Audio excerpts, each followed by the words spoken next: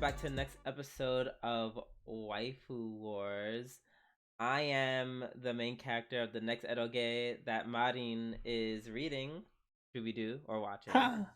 What a coincidence, because I'm the main character in Slippery Girls 2, Soberoni.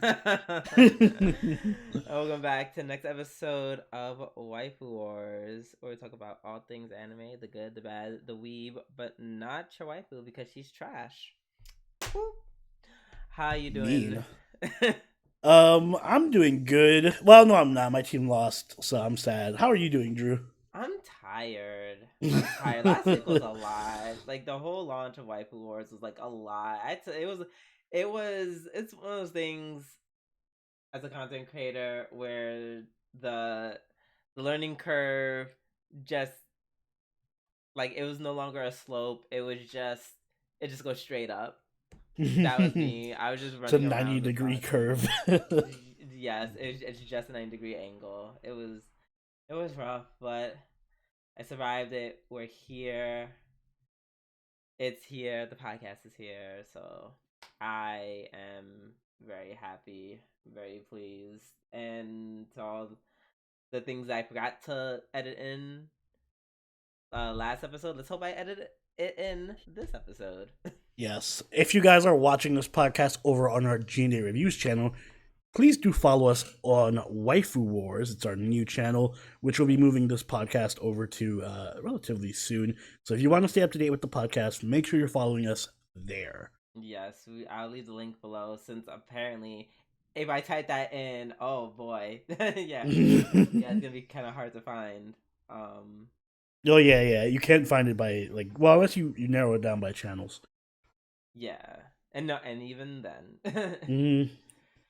But, YouTube algorithms out of the way. Let's get into the podcast. Let's start with our news segment this week in anime. I'm going to go first. Yeah, I was going to say fast. I was going to say fast and gotta go fast at the same time. But yes, I'm going to go first. And it will be fast because, according to Anime News Network, Kiari Pemu is going to be performing at the Coachella event in April. So for all you people who don't know her, because I feel like a lot of you are I have no idea who that is. Yeah, I'm like, a lot of you are younger, and that hurts my heart. Kirari Pemu is a J-pop star. She's very known for her super crazy, kawaii. She's that really colorful. Yes, singer. Yes, very colorful. I think I followed her I followed her when she debuted and for like the first couple of years, but then I quickly stopped only because I started getting into K-pop when she debuted. She debuted in 2011. That's not that long ago. That's over a decade ago. For a singer though, it's not like there's people who sing now who debuted in the 90s and stuff. Okay, who? That is true. You're gonna say Bo is old as hell. But first of all, bitch. First of all, she debuted in the 2000s, and she's been doing this for a long time. Barely in the 2000s. Exactly 2000. Thank you very much. Yeah, by the skin of her teeth. Wait, 2000. Wait, was it 2000? Yeah, it was 2000. Damn, that's 20 years ago. Excuse me. 21 years ago. 22 years ago. 22 years ago, and I take pride in that. But in the same breath, I'm not gonna pretend like that's not like that's only the majority of my life. ... Okay, that's a long time. 10 years is a while. Okay, I get it. You feel old and you're sensitive about it, but let's not be silly and pretend like 10 years, a decade is nothing to sneeze at. I don't know, maybe because I listened to a lot of I was listening to Nightwish yesterday, and I'm just looking it up now. They debuted in 1997. They're still putting out albums. The fuck is a Nightwish? Nightwish. The fuck is a Nightwish? Excuse me. It's like a Finnish song, Finnish band. Oh, they're really good. You probably heard their music before. I think they did a song for Charmed. I am heaven and I need to be. Is it that song? I don't know if it's that song. Might Just, be. I don't remember.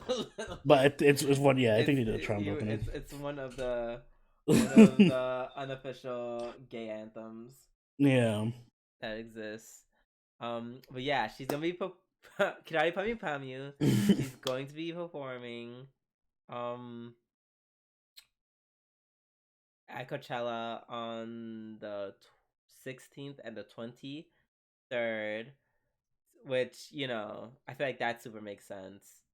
I feel like her, as long as she has like a big TV screen that has like Colors. yes, and she's good. That's all she needs.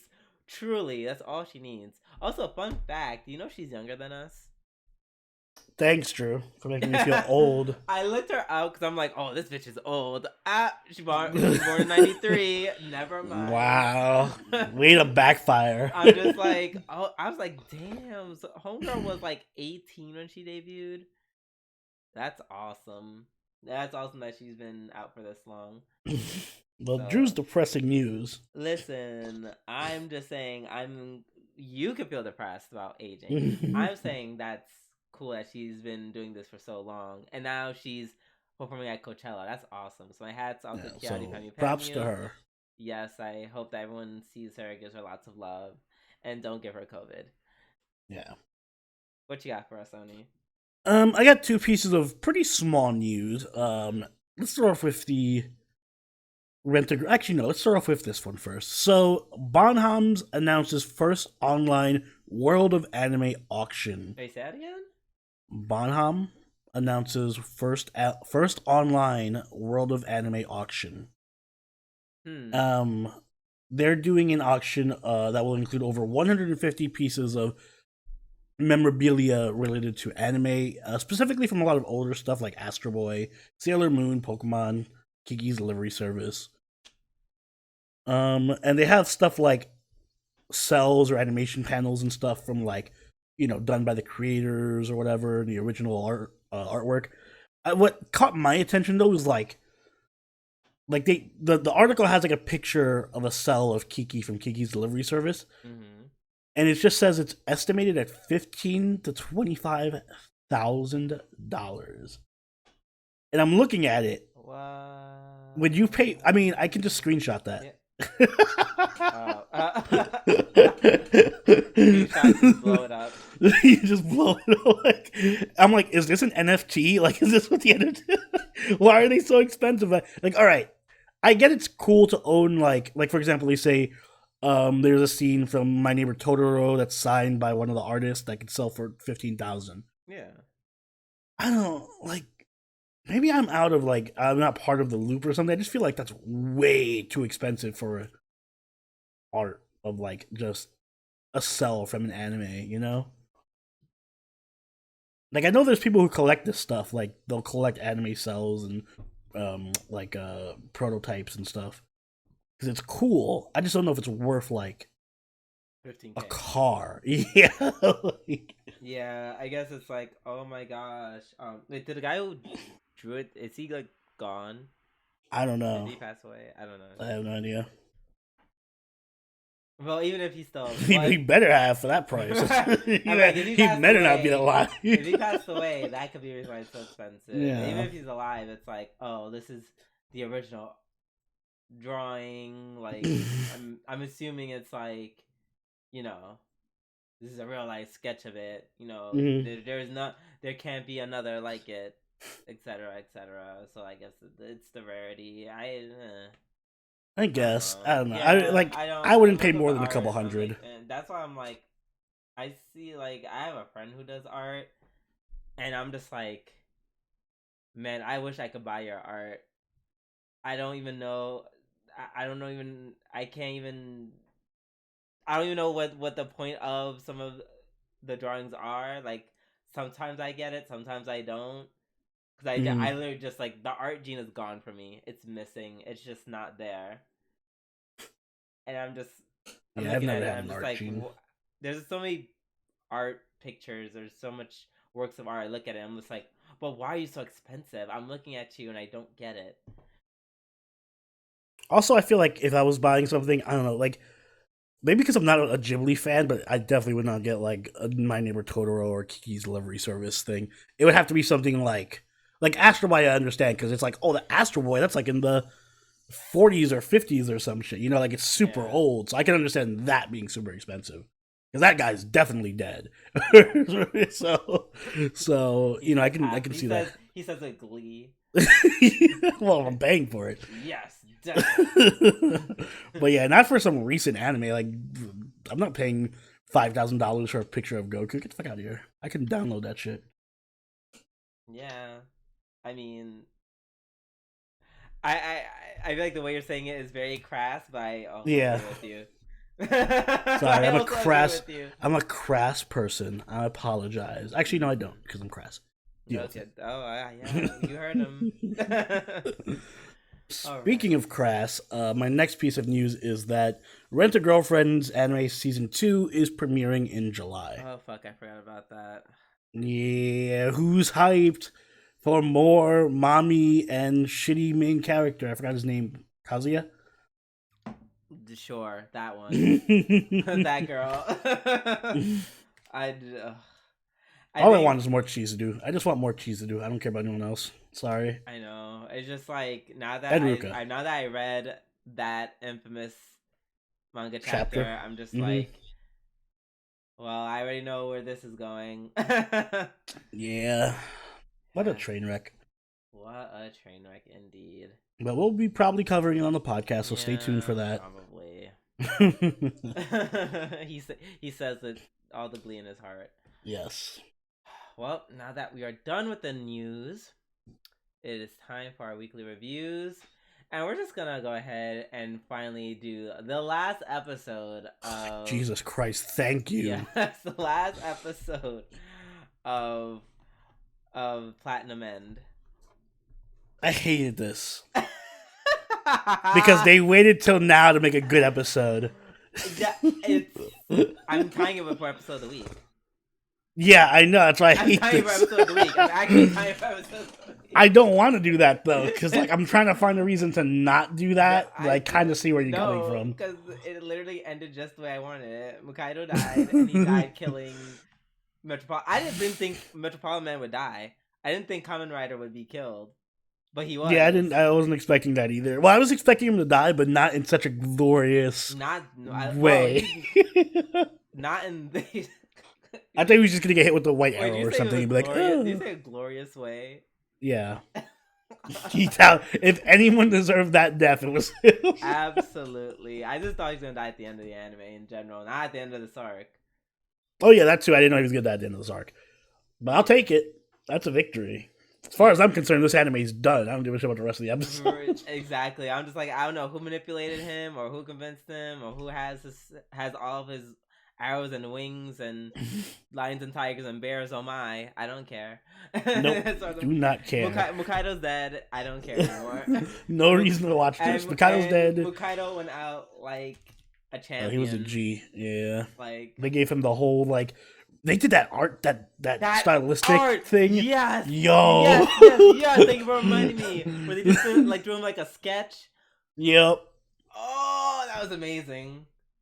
Yeah, that was really freaking good. Like I said, they chose this episode to just go ham. They were like, all right, now this is what I mean. Where I don't know how to like feel about this show because clearly, for the first 13 episodes, it was trash. But now all of a sudden, it's like, oh, by the way, I am the guy who did Death Note, so I do know what the fuck I'm doing. So let me just do a nice episode real quick. First of all, I just want to point out that his death scene was definitely like that was still equally as funny as everything else because it's like he's like once again as like this anti-tank rifle is like about to shoot bullets into him. He's having like a 5-minute like talk between the two characters and himself. Yeah, I thought it was never gonna end. I literally thought he was gonna fly away or what's his face was just gonna let him go or something like. Because it was lasting for so long. I'm like, hey, you know that how fast you fly has nothing to do with like the speed that you can talk. You can't talk as fast as you can fly. So why are you talking so much as these bullets are slowly piercing your body for some reason? Man, they went hard with the gore too. They were not. Yeah. They did the fucking X-ray Mortal Kombat shots. Watching everything, literally watching the bullets rip through him. Just like heart exploded. Yeah, and then they did and then they did like the what happened in real time, and then he just explodes. Like literally like torn to pieces. Like his head is over here, his legs are over there. Yeah, it's just Reese's Pieces of Kamen Rider. Oh my god. Even though I don't understand how that whole they detained him, like they binded his hands somehow together with their rings and stuff. I was like, I still don't. Sure, whatever. It was cool. I'll right, take it. Like exactly. That's why it's like, yes, this is a quote unquote good episode, but there's plenty of things that still didn't make any fucking sense. Mm-hmm. Like plenty, like plot holes aplenty around that entire Definitely. fight scene. So yeah, but it was a fun way to end the series. I will say that much. And yeah. Yes, rest in peace, Mikaido. You were a G. For real. So, are we even rating this? Are we even do we want? Like, I'll rate it. It's just gonna get a 3. Oh my god, I'm thinking the same thing. Shut up. Yeah. How do you think my score? And it got a point for this last episode. This quote unquote last episode. If I have to watch any more, I'm sure it'll go down. This is clearly the peak. It cannot go above a 3. Yeah. This anime was bad. It was. It really is. It was like it's up there with King's Game and Kingdom Guardian. Yeah, welcome to the Hall of Fame. The Holy Trinity. You'll be remembered for all time, Platinum End. Yes. For being so bad. Yeah. Platinum End. More like Bronze End, am I right? Oh, alright. Now I actually just start with the good anime, or continue with the good anime. Attack on Titan, final season, part 2, episode 2. Yes, my boy Zeke showing up to save Eren. Yes, this is so funny. I barely took any notes on. Well, this is my other episode of the week, by the way. Okay. And I gave it my other episode of the week because I was so caught up in what was happening, I barely took any notes. Like, that episode was almost done, I was like, oh shit, I better start writing shit down. Attack on Titan does do that. Like, it catches your attention and you can't, like, look away. Exactly, that's why I just didn't. But, yeah, man, we really thought they were down and out, and whew, Eren had a little bit of fight in him. And then just when they thought they were about to get Eren, nope, Zeke said nope. And yeah, Zeke coming out here with the shotgun rocks again. Exactly, and then he begins the counter attack. The counter offensive. counter. I like that it is kind of like an homage to when he first shows up and he uses the rocks to like destroy all the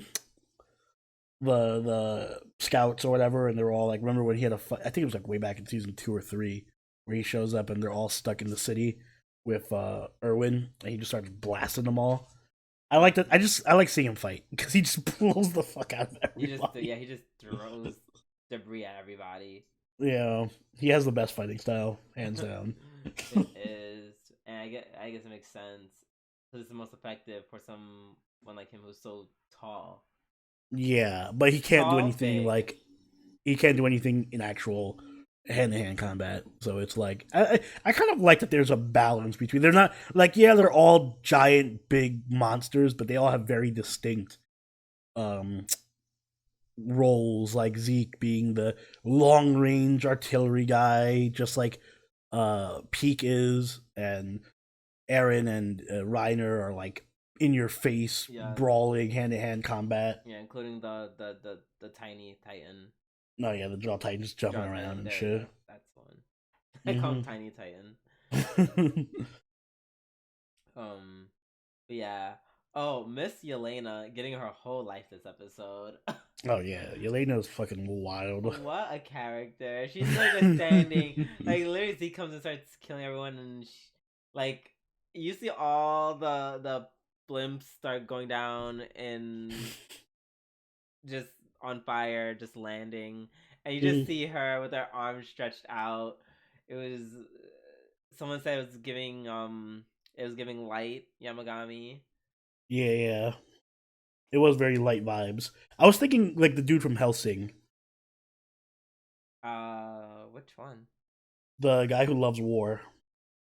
Oh, I forget who that is. Yeah, I forget his name, but he has that like "I love war" speech, and he just watches everything blow up. Yeah, it was kind of crazy. And then when for some reason, oh god, not Eren, but Armin is like, hey, yeah, it sucks, but we have no choice but to help the Jaegerists and help Eren. And she just looks at him with one of the most grotesque looks. I don't understand why. She like, was she angry or just fucking insane? I think because I think she sees Armin helping as a threat to her place in this whole thing. I feel like maybe. I feel like in the very Games of Thrones ish way, she's like, yes, he's kind of in my ear, but if Armin comes and acts like he's on Eren's side, she'll kind of lose that power she has. Yeah, I guess so. I would assume that she would just be happy for the help though, but I guess not because she's fucking insane. Yeah, no. I think she's she's like weirdly drunk on power. Even though she doesn't really have any, like she's losing power. She never really had any to begin with. I mean, I guess her sway over Eren is the power. It's very. I kind of wish she did more though, like because she is a compelling character, and especially if she's gonna make faces like that, I would have liked to see her. I mean, have a bigger role. What do you mean do more? She did a lot. She did plenty. Yeah, but most of the stuff she did was like not on screen. It was just stuff that happened in the background. Like I want to see her do more stuff actively. Like I feel like she could have been a more major character than what she is. Maybe I just like her and I just want to see more. Yeah, I think you just like because it's like you're definitely underestimating. Even though she didn't do as no, like she had a lot of impact on the plot itself. It's just that we didn't really see much of it. Exactly. I just want to. Looking at the face. I'm telling you, that's the scariest face. Remember in episode 1 where they show the Titan and it's like a really creepy looking face? Yes, that's scarier than that face. She's literally a Titan. She literally just turned into a Titan. Like, she's like, no, I need to share screen with you. I really need you to see this. Hold on. Just really, you really have to. Hold on, y'all. I'm sorry. I just look. Just look. Just look at her. Oh, that's her own face, but when she's riding you. I'm a coming.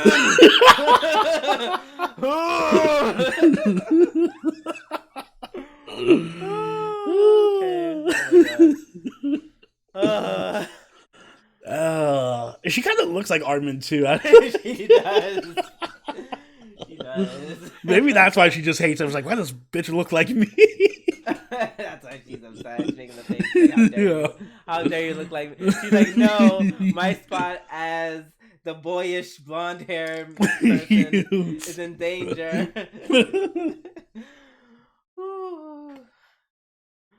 But yeah.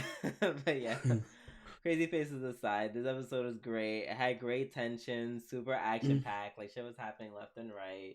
Yeah, had some great character development. I liked Gabi doing her, as much as I hate Gabi, fuck Gabi. Oh yes. But I like that she got her development where it was like she stopped what's his name from shooting Niall and Falco, so that was a little good moment. And she still has the weight of her sins of killing Sasha. Yeah. Because this girl still hates her. Oh my god, she's about to like talk to them. She's like, "Oh, it's people who looked after me," and it's my like, foster family. Oh wait. And then she's like, "Oh well, fuck Gabi. I swear to God, if I see that bitch on my block again, I'm gonna fucking kill her, strangle her ass." And Gabi just down. I was like, "Yes, bitch, take a seat." Slowly sits down. Sit your ass down, Gabi. I was half expecting like Gabi, like the girl was gonna come in through the window, like look through the window and see Gabi. do the Yelena face.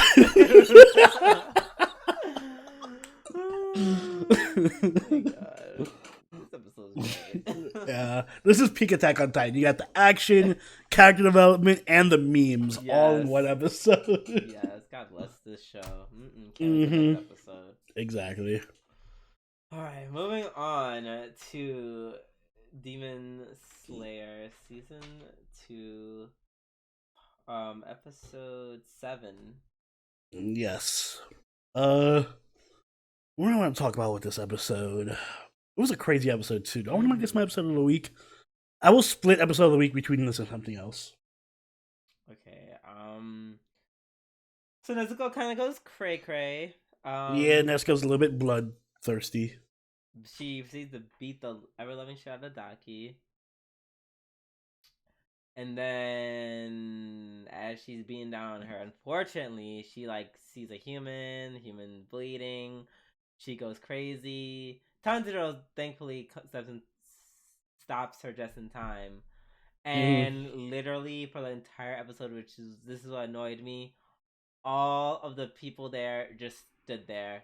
Oh yeah, no, fuck those people. They should all died. I'm really mad all of them survived. Really deserved death. They didn't deserve death, but like I wouldn't feel bad for them. No, they definitely should have died. Like one pair of them was just there the entire episode. Like while the brother showed up and everything, and they're fighting with these two people behind them. I'm like, oh my god, just fucking leave. You're only like 2 flights up. Just jump out the window. Okay, so jumping out the window is not what I would have done. I would have. Would you stay in the room with the headed demon and her brother?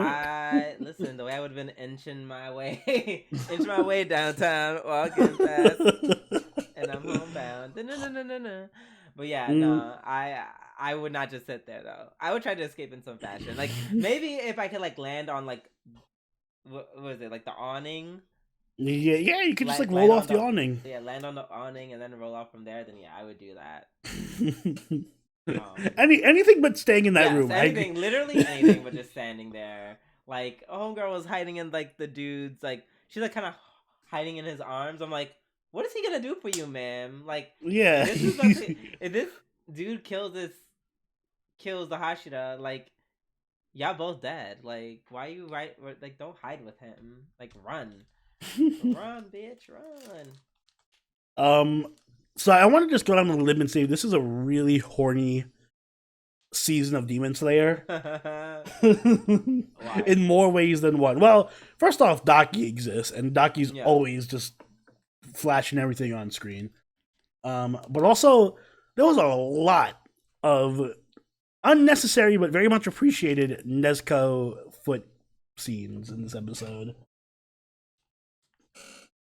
I know that's gonna start a whole Nezuko step on me meme. Really? Listen, all I'm saying is I went on certain sites and typed in Nezuko and I saw some foot stuff, alright? And I'll end it there. I'm just saying, there's gonna be a wave of Nezuko foot stuff happening from this episode. I don't understand how, because it's not like she was being sexy with her feet. She was curb stomping Daki. Well, her feet are still pretty hot. I'm not a foot person, but you know. literally curb They aren't the worst stomping. feet. Literally curb stomp. All right. If watching a foot covered in blood is what gets y'all going, then No that's judging. inspires. If that's what inspires you, that's what inspires you. You know. Um,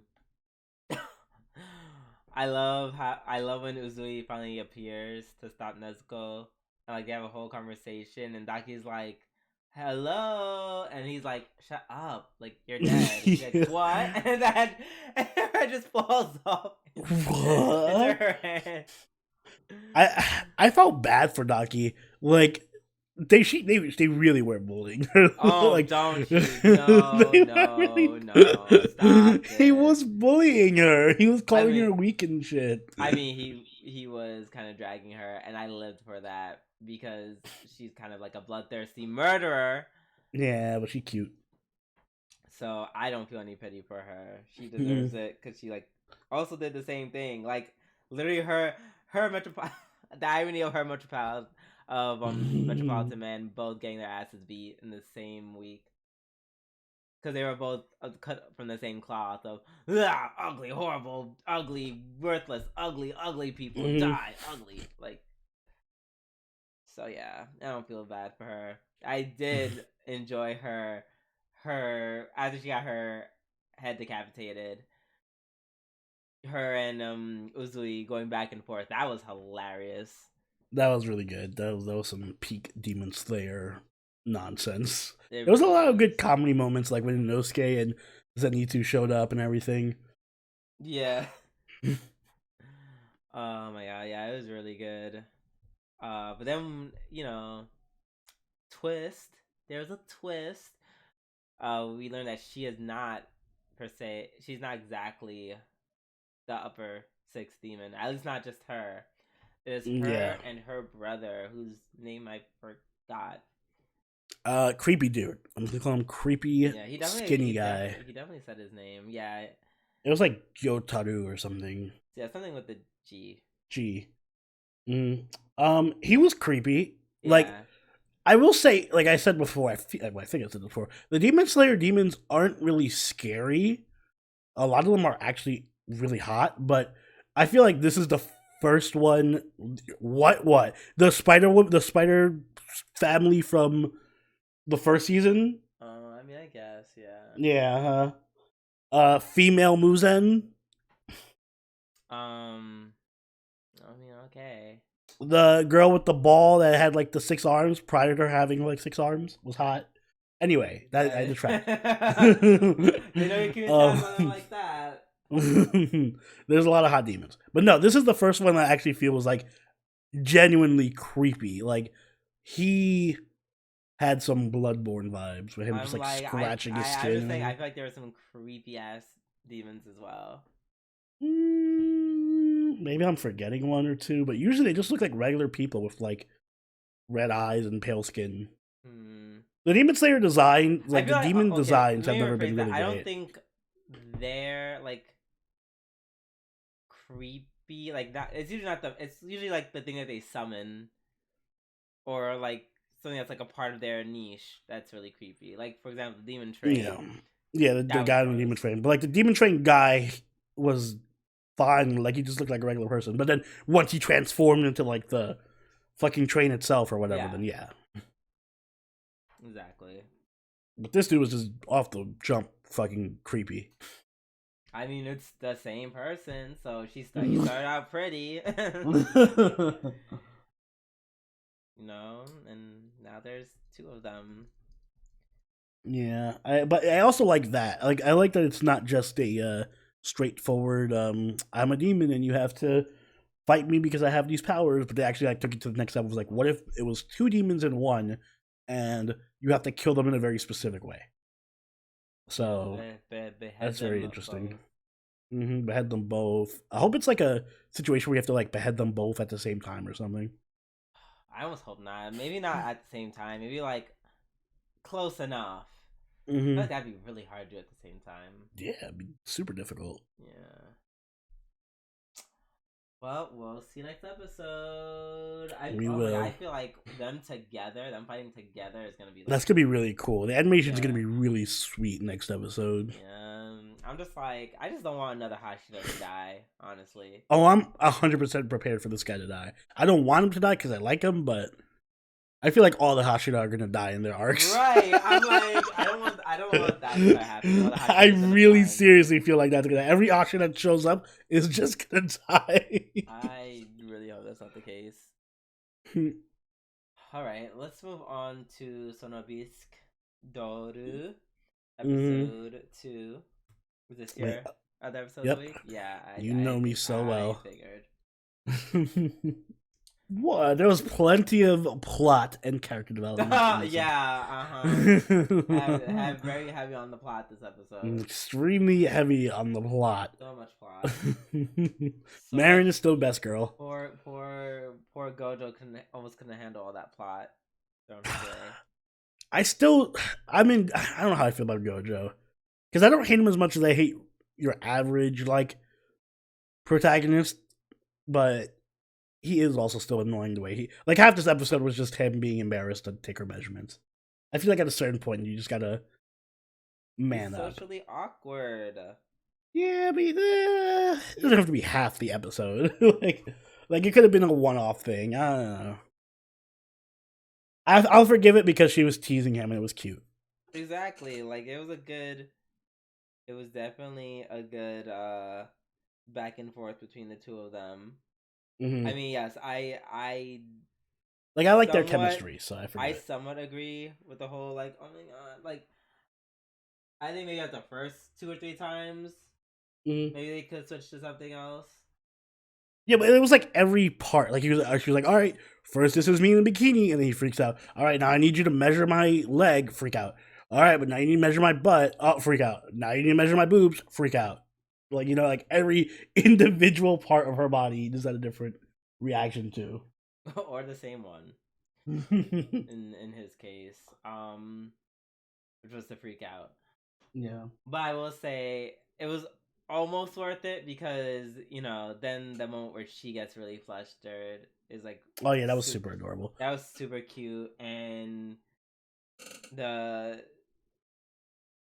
just like the animation of her just getting all like, oh my god, like when she grabbed her hair and like the animation on this show is like next. It's like almost UFO table tier animation. Like, and she's just moving around and just doing. Yeah, there's like scenes where she's just vibing and like moving in the background and shit. And it's really cute. I've never seen, like, it is very few anime where I've seen them use CGI so masterfully. Mm-hmm. Like it almost reminds me of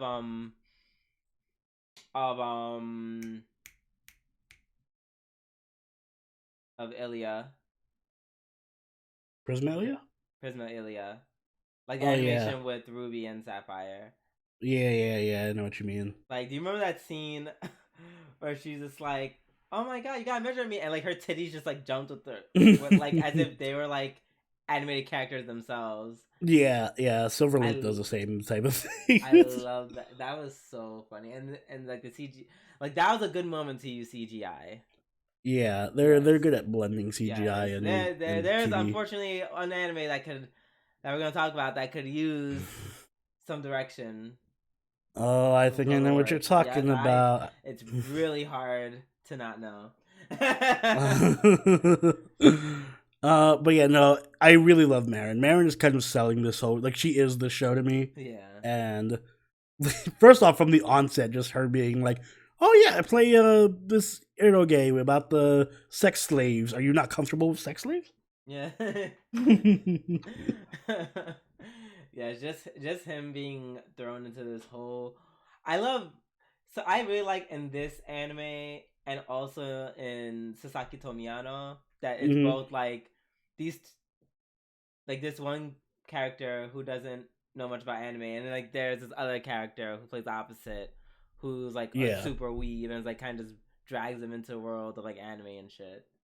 Yeah, and they have a lot of good interactions. Like when he was like, "Aren't those games age restricted?" and she's just like, yeah, don't worry about that." Yeah, their chemistry together is just really good. of course, the fan service. I do want to mention, because I saw World's End Harem, Shimetsu no Harem. And this is what I mean when I say, like, fan service is an art. Maybe I'll do a video on it, like, just discussing this topic. But you can't just have naked women flashing their tits and be like, this is fan service, and this is good fan service. Like, this is a perfect example of it. There's no nudity in the show at all, but the fan service in this episode of Sono Bisque is leagues beyond most other fan service shows that just do full nudity. Especially World's End Harem, which is just like all the nudity and sex, but with no context and really bad animation, and no one gives a shit about it. So I feel like there's ways to be very artistic and respectful with your fan service, you know, and incorporate it into the show, like the humor and the character, as opposed to just flashing a bunch of tits. I'm sorry. So I don't know. I just feel like this show does really good fan service. Shout out to the Patreon / the Twitch subs / YouTube members, etc. etc. Shout out to y'all for like not choosing World's End Harem. So I wouldn't have to go through the trouble of saying I'm not doing this and us picking something else. It was really bad. It was so bad. I'm not watching it anymore. Yeah, but it was fun to watch the first 2 episodes. Mm. But yeah, no, it's great. This was one of my favorite episodes of the. I'm just so looking forward to the rest of the show. Yeah. Also, shout out to Marin for breaking down gender barriers. She's like, "What? What? Because I'm a girl, I can't watch eroge." Yeah, I love that moment too. Also, shout out to Gojo for that final scene where he's just. See, he wins me back by doing these Chad moves where he's just like playing an eroge, blasting it for his grandpa to see, and his grandpa's like, "What the fuck is going on in this room?" He just doesn't care. Yeah, taking notes. Yeah, I like them. I like them both. Yeah. All right, let's move on to Sasaki to Miyano, episode 2. Mm-hmm. So this episode, I feel like this series is very much gonna be the very just feel good. I like you, you like me. I like you. Like all those cute romantic moments from Fruits Baskets. It's just that. It's just that. Just all the cute moments between Toru and Kyo. It's just what this anime is, except make it gay, and I am fine with that. I was gonna say, is that gonna be the case with the ending? The ending was a little bit ominous this episode. How'd it end? It ended with him. Oh, there was an after credit scene for the show too. No, I didn't watch it. Damn. Yeah, you should probably watch it. It was very ominous. It might put a pin in your analysis of this. How long is it? Probably a couple minutes. A couple of minutes. Yeah, like a minute and a half or 2. I'm like, what? That's crazy. You about to live react to it? Yeah. Or should I just tell you? I'm already watching it. All right, go for it. Live reaction. Yeah, it was something about like chocolates and stuff. I forgot. It's very Valentine's Day-ish. Yeah, they're exchanging Valentine's Day chocolates. Oh no.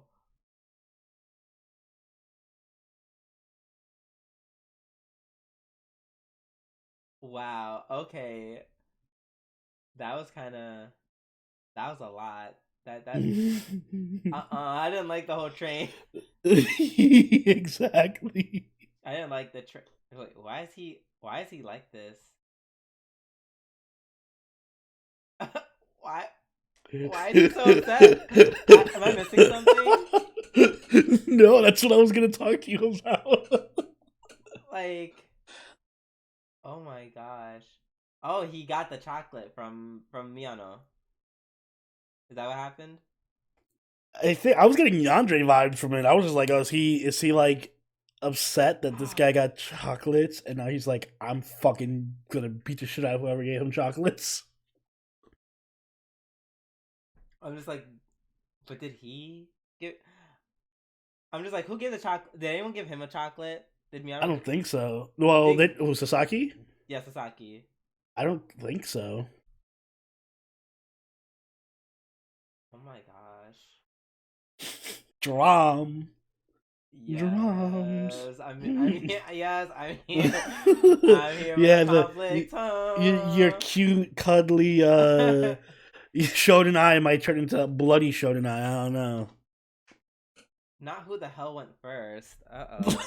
What do you mean who went first? What? Oh my gosh. Oh, we might okay, get some school days territory. This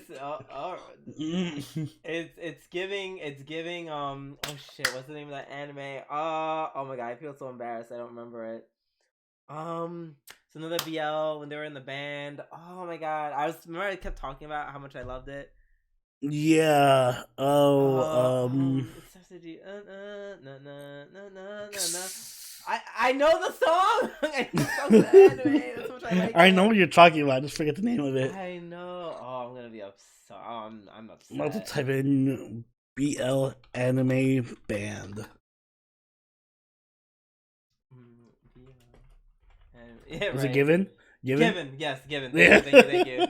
Thank you, Google, for taking my very vague search term and producing something. It's giving Given vibes. Given was like, oh, it's kind of cute until it really wasn't, and I was just like, oh, and then it got dark. Really yeah, that's the sense I was getting from this episode. Which I'm also here for. Yeah, I'm fine with that. I'm fine with either. Like, because I was watching this, I was like, this is cute, but when is something gonna happen? And then that scene happens. I'm like, oh, okay, I'm very much for this. Yeah, I just hope it's something. I just hope it's not just drama for the sake of drama. That's what I don't want. Yeah, it's like I don't want him to be like, I'm upset, and then I never find out why he's upset. That's the only thing I don't want. Yeah, this episode is very. This is what I meant from like last week when I used the term creamy, and maybe not creamy. It was just it's very bright. Like those moments where they're like just with each other hanging out, and then you see all like the little patterns and the colors appear from out of nowhere. Yeah, that's where I get the fruits baskets vibes.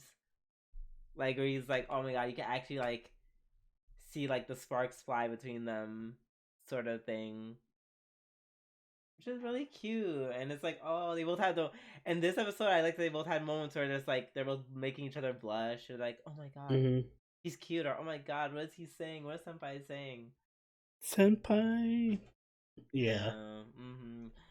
Shout out to the blonde dude randomly coming in and stirring shit up. Shout out to him. He literally just walked in and said, "Hey, are y'all going out?" That was fun.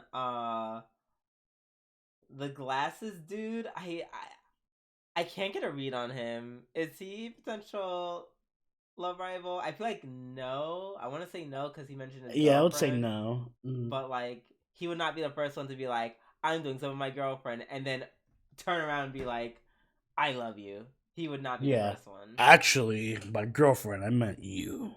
Exactly. So only because he peeped how like, oh, you gave away my chocolates, but you ate Senpai's Pocky. I was like, innuendo. That Pocky scene was cute. This all was cute. Like I said, it's very much, well, at least for me, it's my Senpai got Uzai replacement. Yeah. I can just sit back, watch, and just feel good in general. So yeah, shout out to Sasaki to Miyano. Let's move on to Princess Connect Redive Season 2 Episode 1. See, you didn't need to watch the first season to know what was going on here. I really didn't. I mean, I'm glad I did. First of all,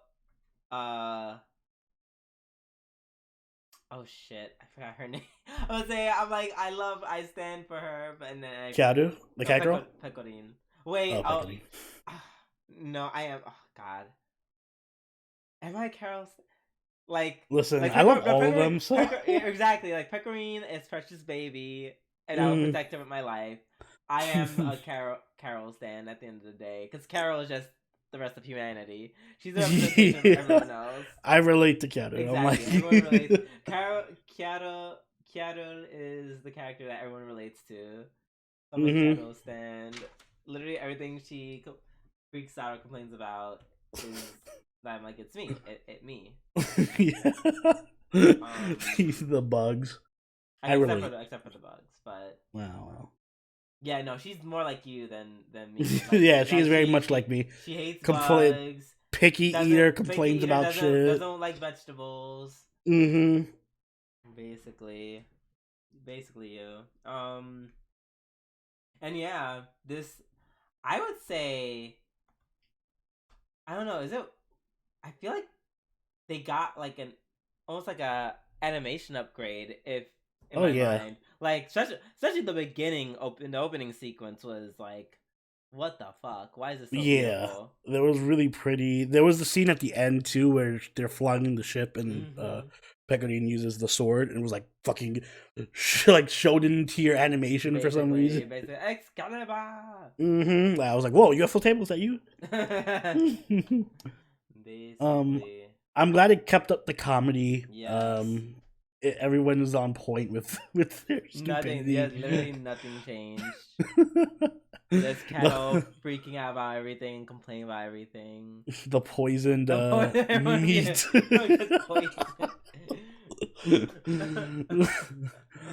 That was incredible.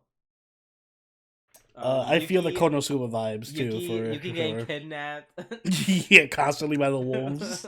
Yes, I'm so glad they kept. I love how they were just like, it's changed, it's different. And they're like, psych. Said, psych. Sorry, girl. And I'm like, can wolves always talk? They're like, ski da. Like, he just ran away with you. You can tell they're having fun with that. Yes, I hope they keep that in. That was great. Yeah. This episode definitely gave me Konosuba vibes because it's just like them on a stupid adventure. The other ghost party that they met up with. The ending, the twist, the stupid ending. Yeah. With the turtle being a male. Yeah, that was pretty great. And then Carol's just so pissed. She's like, why the hell we did this shit? Never again. Even though she's definitely gonna be doing it again. For sure. Yeah, there are a couple of characters I'm hoping, since I did play the game for a brief period, there are a lot of good characters I'm hoping make an appearance. So hopefully the upcoming episodes can show more of the cast, because I'm looking forward to it. Yeah, I'm always down for new characters. I don't think I've met a character that I haven't liked. So yes, good to see Princess Connect coming back very strong with the first episode. For real.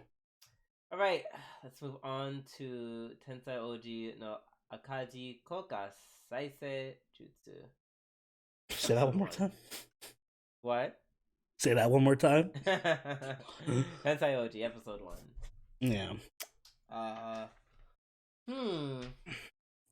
Okay, so I know people didn't like this episode because people were very vocal about it on our Discord. Oh, really? Okay, I'm just gonna say that CGI made me want to behead myself. Yes. Yeah, the CGI was horrible.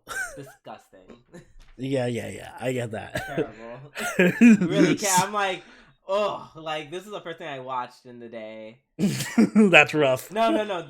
This is the same thing I watched right after Platinum End. So your brain must have hurt.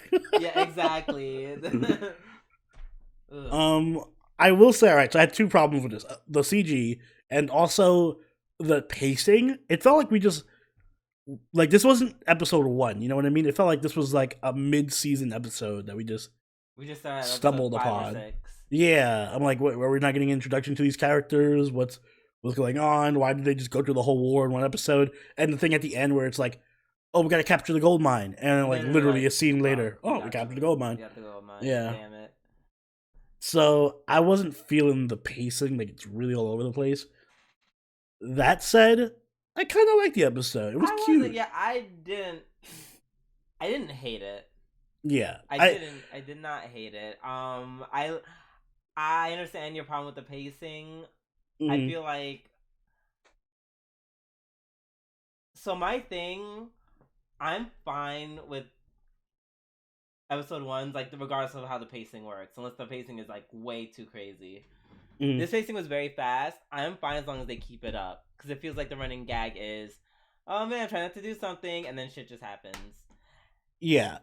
I won't be upset if they slow down. They're just like, okay, now time to come to a crawl. Like, don't do what Realist Hero is doing. Where it just slows. And we have a whole episode about them, like, cooking or something. Yeah, I'm like, if this is the pace that you're gonna start off with, keep it like that. Keep that energy. That's all I want. I like the premise. The premise is actually really fun and interesting. Yeah. I like the main characters. Like, I like that he's composed, but he has like this inner monologue where he's just like, I want to ruin everything and destroy this kingdom, and it just backfires constantly. Yeah, like he's a fun character. Yes, very. That concept is very. It's very funny. It's fresh. Okay, not very funny, because I felt like it was like, you know. I wasn't like, this is not like, I wouldn't call this a, like, all right, yeah. Princess Connector is a comedy. Yeah. Kaihatsu, whatever, is a comedy. This is more like just a fantasy that has some small comedic moments. Yes, I would say that. One thing I did like about this episode, and I feel like I'm gonna like about this series, is that they had no problem with blood and gore, because I feel like there's some that was wild. There's some fantasy anime where they'll be like, oh my god, even though there's a whole war, we're just gonna show them getting hit and be like, and then they fall down, even though it's war, like people are dying. Yeah. Like I want to see blood. Like it doesn't have to be like freaking the end of Platinum End, but you know, I want to see, like, if it's a war, just give me blood. Like make it a war. And that's what they did in this episode. They beheaded homegirl. Said, oh, well, you not conceding? Bet. And just slice his head with the quickness. I was like, I was actually shocked by that scene by Nin, because I'm like, I'm expecting it to be, especially this show, it didn't come off as like particularly violent, so I'm just expecting but then, like, capture him and put him away or something. But then I saw like, oh, they're kind of fighting, and I see this guy just get lanced and like blood spilling out. I'm like, oh. She just lists the guy's head off, like, oh, really? Bop, dead. I'm like, oh, she's kind of badass. And that's what I liked about this episode, too, is Nin was just really awesome as a main female protagonist. Yeah. Like, she had great interactions with the main character. She was funny. She was badass. Yep. Like that one moment where it backfired about the gold mine, and he's like looking at her, and she's like, "Oh, I'm sorry, can't help you." Yeah. Also, I'm a huge fan of the voice acting. Whoever her voice actor is, I really like the voice. Sounds super familiar. Oh, of course it's familiar because it's Rie Takahashi, who's done like a million things. Oh, yeah, there you go. She's done like a million things. Yeah, she's done everything. Oh my god, literally so many things. So, yeah, love the voice acting. You know, like I said, it was there. I enjoyed it. I enjoyed it enough to say I want to see where it goes from here. Yeah. Especially if we get more Nim and potential other characters. Yep. Alright. Now let's move on to our final anime of the night. Kaijin Kaihatsubu no Kuroitsu-san. Episode 2. I don't know. This episode didn't make me guffaw. Like, it had like some cute moments, but it didn't make me like laugh. Yeah, it wasn't as purely funny as the first episode was. And I would go as far as to say I wasn't really a fan of the first half of this episode, like where she was in the where they had to travel to the other city or whatever, and they had to like split rooms and stuff. Although it was pretty fun to see Magistus just being like fucking a cool boss once in a while. Yeah, I did like that.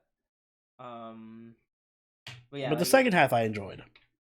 yeah, second half was pretty. It was. It made me kind of laugh. I'm like, I did gag at the fact. Did you notice that like after they were celebrating, they actually celebrated with fried chicken? Yeah, the chicken really? was there. With the chicken there. Yeah. I was like, that was pretty funny. Yeah, and I appreciate the wholesomeness of having like a wolf episode where it's just like they touch on her issues and like the main girl still caring for her, and like they bring her into the R&D department and everything. I think it was a cute little segment. It wasn't hilarious, but it was cute. It was good for character building and stuff. Mm-hmm. And then the gag that the fact that after all that and they show in the post credits that the chicken just instantly gets destroyed. Yeah. Blown the fuck up. And then the hero's just like, you could have gave it more like guns or something. Yeah, you just made like a big robot. You're gonna make a big robot with guns. And again, I like that the whole process of them trying to design a monster, and like all the other departments are like, whoa, we can't do that. That's a safety hazard. You're like, whoa, we don't have the insurance for this. We can't do that. Or we can't build these railguns. So it's like, yeah, we could beat you, but our fucking limits on our budget don't allow us to. Period. Yeah, no, it was a cute episode. I wish maybe I just want more. I just need more. I hope next episode goes harder with some of the antics. Yes, agreed. All right, so we are finally done with our reviews. I was going to do a filler arc, but in the interest of time, I think I'm gonna just leave that alone, especially because it's just gonna be me complaining about stuff.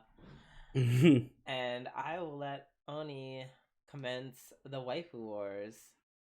All right, so this time around, I picked another set of waifus that I'm sure Drew's familiar with. And I think will be an interesting talk because there is a new anime for this series coming out soon. So I figured, why not talk about it? Urza versus Lucy. From Fairy Tail, of course. Damn. Yeah. You see, at first you might be thinking, oh, yeah, Urza. Say Urza. I literally, that's exactly what happened. That's exactly what happened. Yeah. That's exactly what happened. You would, because you're like, oh, damn, Urza's the best. And then but, I was like, Lucy. But waifu-wise, I don't know. Because, like, Lucy is just, like... Because, yeah, my mind went power level because, you know, gay. It's not like I care about their appearance, but... Oh, I don't know. Well, Lucy's... damn. I would say, like, Urza's, in my opinion, prettier than Lucy, although Lucy's still a 10 out of 10. But I would give the edge in waifu to Lucy, only because I feel like she is better, like, she gives a more waifu vibe, like, wife vibe, where she's more supportive, warm. She has her badass moments. It's not like she's a damsel in distress type. I feel like she'd be a good person to come home to. Whereas Urza, I feel, is more like, in her personality, is a lot more immature and clumsy. Which is cute, but not necessarily waifu material, in my opinion. Damn. I feel like I might have to go. Oh, that's like I don't, because it's like Ursa's such a bad bitch though. I know, Ursa's a bad bitch. She's such a bad bitch. I just want to do it just based off of that. But it's Lucy, like Lucy's like the, like in a lot of ways she's like the heart of Fairy Tail. Mm-hmm. She somehow became the heart. I don't know when that was. Took a while, but she definitely became the heart. She really became the heart of Fairy Tail. Like she just has so many like great moments. Like she's just more well rounded Mm-hmm. as a character. Like I think Erza's just like she's supposed to be like the bad bitch, show up, get nerfed, and get her ass beat for like most of the fight, and then somehow pull Mm-hmm. off a win. Because you know that's literally how it always happens with her. But yeah, but no, Lucy is like she had moments where she won, had moments where she cried, had moments where she was cool, had moments Yeah, I where feel like she's more developed as a character. yeah, like she's just as a like yeah, she's just cool. She's a really cool girl. Or she's not cooler than Urza, but you know what I mean. Yeah. She's a great gal. Period. In my opinion. Oh, but yeah, I guess we both picked Lucy. So that being said, let us know in the comments below who would you pick between Urza and Lucy and why? Let us Yes. know. Unfortunately, I couldn't put Wendy as an option, but maybe next time. Maybe next time. There's always another time. There's plenty of waifus out there. Please. The moment it becomes a lolly one, I'll be like, no comments on this. Don't worry. The lowly one is coming. It's just we gotta build to it. You'll least expect it. For you, it'll be Waifu Wars. For me, it'll be Daughter Wars. Yeah. And on that note, shall I take us away? Please do. Guys, if you enjoyed this episode of Waifu Wars, make sure you hit that like button and subscribe so you catch all of our podcasts as they go up. If you're not part of our Waifu Wars channel, make sure you head on over there and sub there as well, because that's where we'll be posting all the videos going forward. Yes. If you'd like, you can actually take that extra step and become a patron and support us, like all these lovely people on screen right here. And if you do, you get yourself access to a bunch of really cool benefits, like access to our members-only Discord channel, Mementos, and we do live watches with our patrons as well. So if that sounds interesting to you, please do become a member. And Drew, do you have anything you'd like to add? Yes, special thanks to people who support us. I know I didn't add you in the last video. I like I said, last week was crazy. So yeah, this is also a work in progress. So yeah, this is all work in progress. I'm hoping that I will remember to add it mañana. So thank you guys once again for all of your support. We really appreciate it. We do. And until next time, this has been Soberoni and Drooby-doo. We'll catch y'all later. Later. Bye.